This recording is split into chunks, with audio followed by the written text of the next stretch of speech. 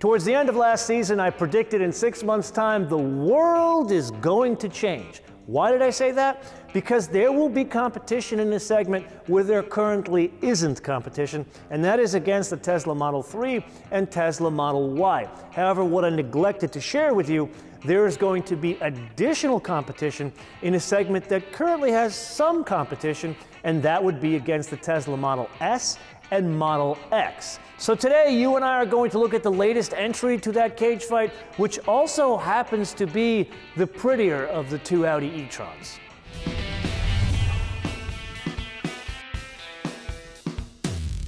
Rather than geeking out over our usual output figures and their respective engine speeds, we need to have a discussion about architecture, because this is unlike any other Audi in that it does not have a big V8 gas engine sitting far in front of the front axle. Rather, it's architected very much like other electric vehicles that are all-wheel drive, meaning an electric motor in the front and an electric motor in the rear. The output of the motor up front is 224 horsepower and 262 pound-feet of torque. In the rear, 184 horsepower and 228 pound-feet of torque. Now, as we have learned in many hybrid episodes, you can't take the output figures from those respective propulsion systems, and that is the total system output for the entire car. Here it is 355 horsepower and 414 pound-feet of torque. Now there is a boost mode that can work temporarily, and that can raise the horsepower to 402 and the torque to 490 pound-feet. Now let's dig a bit deeper as to what Quattro means in this application of Audi, because no, there isn't a drive shaft going to the rear wheels from a gas engine up here. Instead, we have a small frunk. And really what's going on here is a torque management system that works in conjunction with both the front and rear electric motors that manages the torque to the front and rear wheels. Today, we're driving around in sunny 62-degree weather, so it's mostly a rear-wheel drive car. But let's say, for the sake of discussion, we were in northern Canada in December. That's where the torque management system would send more torque from the electric motor in the front to the front wheels and balance it out. And that brings us to the transmission department. And here, this is not unlike most other electric vehicles in that there is a single-speed transmission here. So no, it's not a Taycan that has that two-speed transmission. There is also a front and rear single-speed transmission. Now, aside from the two electric motors, one of the biggest points of the architecture of this vehicle is the 95 kilowatt-hour battery. And this just isn't a power source. This is also a structural point of the vehicle. So it sits between the front and rear wheels, kind of in the middle of the wheelbase, and it's made up of 34 modules that are in turn made up of 12 cells each. But the way it's created is rather interesting. It's a sandwich of a battery frame, the battery thermal management system, and then a structural impact zone that separates each one of the modules so the battery itself can absorb an impact if the car were to get in a crash. Now, feeding all of that is a charging system that is on the upper end of the onboard charging system spectrum, if there is such a thing. To give you an idea, a Nissan Leaf is 6.6 kilowatt charger. Most new EVs one can buy today, 7.2 kilowatt chargers. That Volkswagen ID.4 we recently drove, that's an 11 kilowatt charger on board. This is 9.6 kilowatts. Now, the EPA rates this for a total range of 218 miles. For me to charge this thing here in the hangar at level 2, which I have, is like 10 hours. Now, what does all this mean using this thing as it was meant to be as an SUV? Well, first and foremost, towing is pretty respectable, 4,000 pounds. If I'm reading the tea leaves correctly, that is all about the torque that comes out of those electric motors. 0 to 60, also very respectable, 5.5 seconds, but huge hinweis there, that's in that temporary boost mode. And VMAX, 124 miles an hour. I'm going to pass on my usual snarky delivery regarding the mass and say the following. This is incredibly heavy. It is so heavy it almost qualifies for an accelerated tax deduction schedule in the US. 5,754 pounds, depending on how you express your weights and measures. 2,610 kilograms. With that.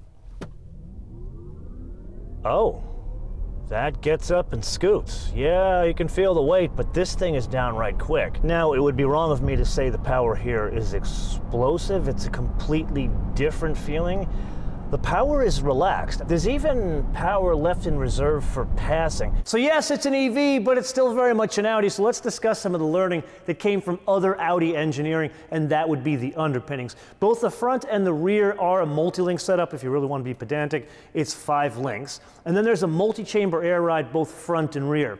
And that paves the way for different ride heights based on the drive modes. Like, for example, there is a lift mode that raises the ride height 50 mils. There's an off-road mode that raises the ride height 35 mils. Then, of course, there's a dynamic mode. Can we all just agree to call this a sport mode? Either way, lowers the ride height by 13 mils. Now we need to kind of circle back to the propulsion system when we discuss the regenerative braking system.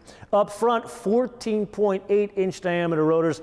In the rear, 13.8-inch diameter rotors. Then the wheels, those are 20 inches all the way around on this Prestige Plus. So it is very important to understand this is a solid 1,000 to 1,500 pounds heavier than most other vehicles of this equation and genre that we drive on this road. So you wouldn't be surprised to hear that the first thing you feel is that extra weight. It's not a Porsche Taycan. You definitely do feel the weight in a Porsche Taycan, but the Porsche Taycan, you feel the weight only when you're pushing it aggressively. Here you feel the weight in like the moderate level to about up here. Which brings us to the other drive mode. There are many, but comfort is the one we need to focus on. And here it's just sloppy. And this is what's surprising. I don't personally remember the last time you and I experienced a vehicle of this caliber, something with air ride and a fancy suspension with both plow and roll.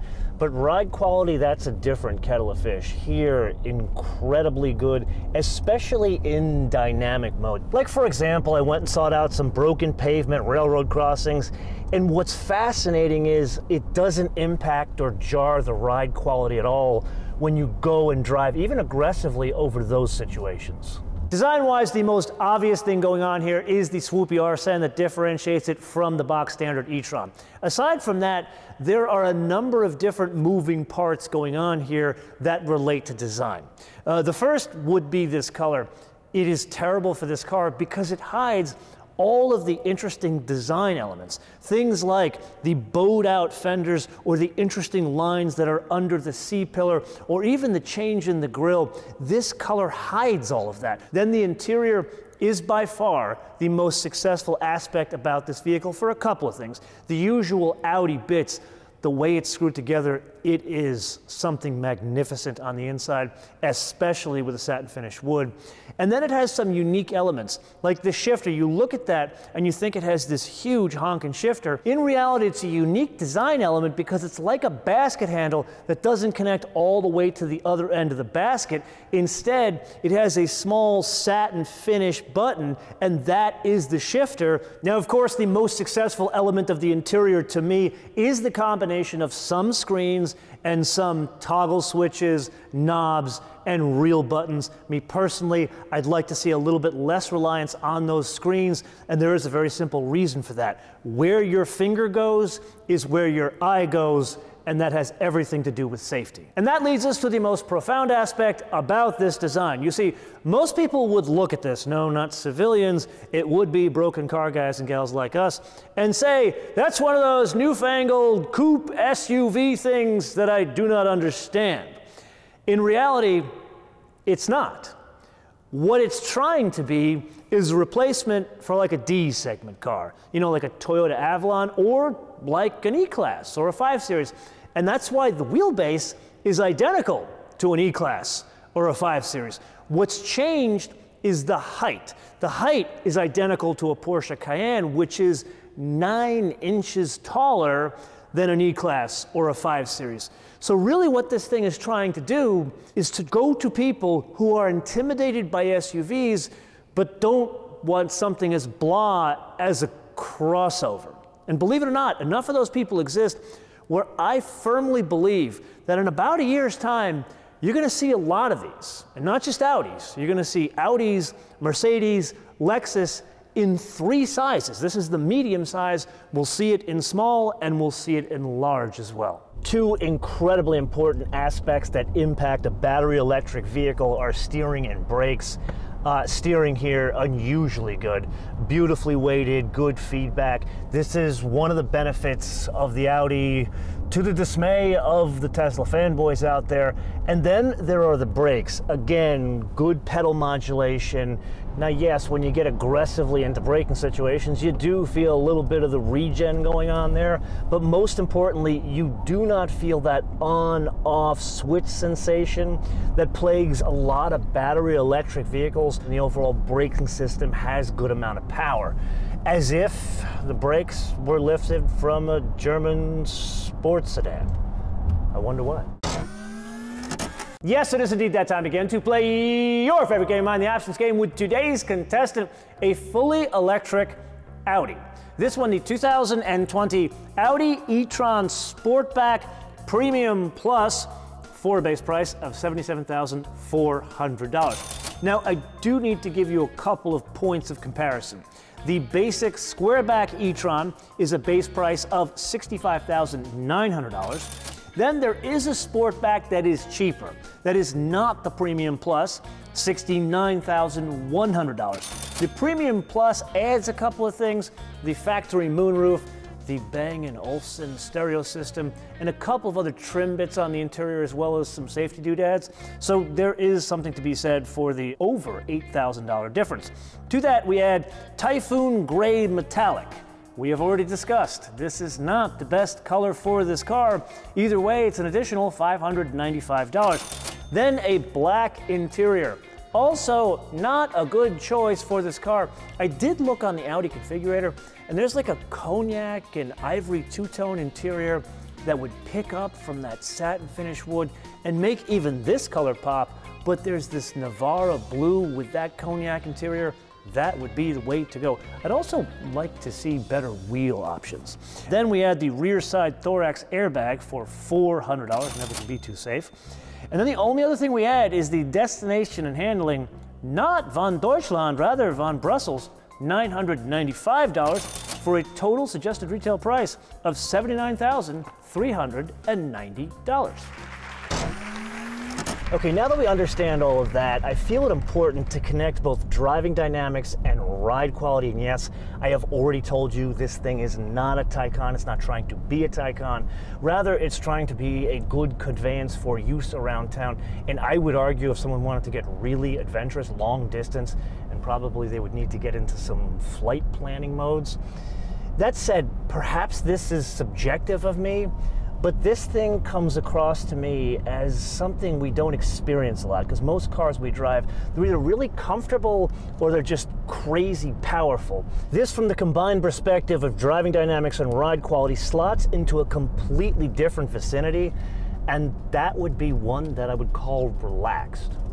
Admittedly, it ain't perfect, but it is incredibly good, and here are the reasons why it stands out to me. First and foremost, that relaxed personality we discussed earlier, which unto itself is a combination of the EV propulsion system wrapped in German driving dynamics.